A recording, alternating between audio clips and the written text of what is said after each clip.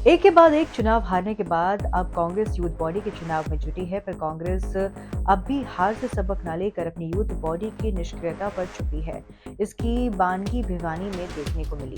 लगातार दूसरी बार लोकसभा चुनाव और कई राज्यों में लगातार हार के बाद अब कांग्रेस हरियाणा में प्रदेश और जिला स्तर पर अपनी यूथ बॉडी के नए सिरे से चुनाव करवाने में जुट गई है।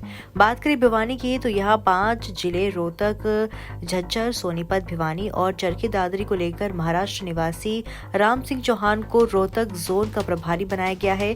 भिवानी पहुंचे राम सिंह चौहान ने बताया कि हरियाणा में यूथ कांग्रेस के प्रदेश और जिला के अध्यक्ष, महासचिव और सचिव के ऑनलाइन चुनाव होंगे, जिसको लेकर 20 दिसंबर से 5 जनवरी तक नामांकन होंगे। नामांकन की शर्त है कि उम्र 18 से 35 साल हो और उस पर कोई आपराधिक मामला दर्ज न हो। उन्होंने बताया कि नामांकन पूरे होने पर छटनी होगी और उसके बाद 15 जनवरी को उम्मीदवारों की लिस्ट जारी की जाएगी। राम सिंह ने बताया कि 15 जनवरी के बाद उम्मीदवारों में से पदाधिकारियों के चयन के लिए वोटिंग होगा। साथ ही इस समय यूथ कांग्रेस के लिए सदस्यता अभियान भी चलेगा और ये सदस्य वोटिंग कर सकेंगे। आप सभी पत्रकार बंधुओं को मेरा नमस्कार। मैं रामास्वे चौहान मुंबई से हूं और यहां पर रोहतक जोन के लिए आगामी यूथ कांग्रेस के इलेक्शन के लिए इंचार्ज हूं, जिसमें रोहतक जोन में 5 जिले हैं: रोहतक, सोनीपत, भिवानी, झज्जर और चरखी दादरी। इन 5 जिलों के लिए मुझे इंचार्ज बनाया गया है। यूथ कांग्रेस का इलेक्शन 2021 में हुआ था, जिस बॉडी को अभी डिसॉल्व कर दिया गया है। अब नई बॉडी का इलेक्शन का प्रोसेस शुरुआत हो गई है। 10 दिसंबर को हमने नए इलेक्शन प्रोसेस की शुरुआत की है। 10 दिसंबर को लॉन्चिंग हुई। 20 दिसंबर 2024 से 5 जनवरी 2025 तक नॉमिनेशन हम भर सकते हैं, यानी जिस भी कैंडिडेट को इलेक्शन लड़ना हो वो अपना पर्चा 20 दिसंबर से 5 जनवरी के बीच में भर सकता है। नॉमिनेशन भरने के लिए उसके पास वोटर कार्ड होना चाहिए और उसकी उम्र 18 से 35 साल के बीच होनी चाहिए और उसके ऊपर कोई क्रिमिनल केस दर्ज नहीं होना चाहिए। इसके अलावा जितने भी नॉमिनेशन आते हैं, उन नॉमिनेशन के ऊपर किसी को अगर आपत्ति लेनी है, आपत्ति दर्ज करानी, ऑब्जेक्शन लेना है, तो उसकी डेट 20 दिसंबर से लेकर 8 जनवरी तक है। जितने भी नॉमिनेशन हमारे पास आएंगे उसकी छानबीन, स्क्रूटनी की प्रक्रिया 8 जनवरी से 15 जनवरी तक चलेगी और 15 जनवरी तक हम सारी स्क्रूटनी करके, छानबीन करके जितने भी नॉमिनेशन आए हैं, 6 स्तर पर नॉमिनेशन होने हैं: state president, state general secretary, district president, district general secretary, उसके बाद असेंबली कमेटी और ब्लॉक कमेटी। 6 स्तर पर नॉमिनेशन होने हैं। तो जितने भी नॉमिनेशन आए हैं उनकी छानबीन करके 15 तारीख के बाद नॉमिनेशन की लिस्ट जारी कर दी जाएगी। अब मेंबरशिप प्रोसेस, ये नॉमिनेशन लिस्ट आने के बाद मेंबरशिप और इलेक्शन दोनों साथ ही साथ चलेंगे। 1 महीने का समय दिया जाएगा, यानी 15 तारीख के बाद जो भी डेट डिक्लेयर होगी मेंबरशिप के लिए, तो मेंबरशिप का प्रोसेस चलेगा। मेंबरशिप के लिए भी जो व्यक्ति मेंबर बनना चाहता है उसको उसका वोटर कार्ड देना है,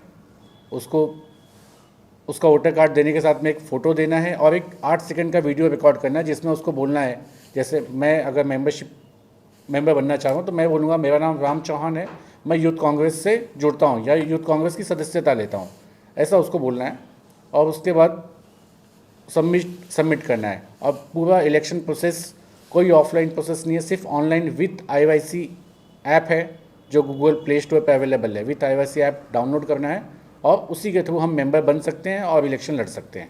नहीं, ऐसा तो हम नहीं कर सकते। यूथ कांग्रेस का ही काम होता है, जब हम सरकार में नहीं हो तो यूथ कांग्रेस ही रास्ते पे दिखाई देती है। हमारे अध्यक्ष श्रीनिवास जी, कितने इन्होंने कोविड से लेके उसके बाद में भी इतने काम किए और इतना जनहित का मुद्दा उठाया। यहाँ के लोग तो यहाँ तो प्रदर्शन करते ही हैं, उसके साथ में दिल्ली भी पहुँचते हैं, यहाँ से ज़्यादा लोग पहुँचते हैं दिल्ली। तो हम तो लगभग हमारी टीम जनहित का मुद्दा उठाते रहती है। सक्रिय है, पूरी तरह हैं। अभी कल भी हमारे जो यूथ के राष्ट्रीय अध्यक्ष जी हैं उदय भानुचिप जी, कल भी वो जयपुर में अरेस्ट हुए हैं, उन्होंने पूरा प्रोटेस्ट किया है। कल का उनका रायपुर में प्रोटेस्ट है।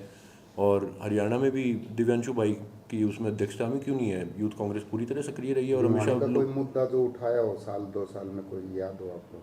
छात्र हितों में हमेशा लड़ाई लड़ते आए हैं। चुनाव में, विधानसभा में लोगों से जुड़ना, लोगों के जनता का मुद्दा, स्थानीय जनता के बिल्कुल गांव-गांव जाके और लोगों से मिलना जुलना और हर चीज़ में रही है। मुद्दा उठाया जो धरना प्रदर्शन कभी समस्या सामने आई, उसका हल करवाया हो सरकार से, कोई याद हो आपको? हर चीज़ की आप देखते नहीं थे भाई साहब, पुराना कोई मुद्दा ध्यान हो तो उठाया और उसका समाधान हुआ हो? समाधान तो सरकार समाधान तो कर ही नहीं रही बीजेपी सरकार।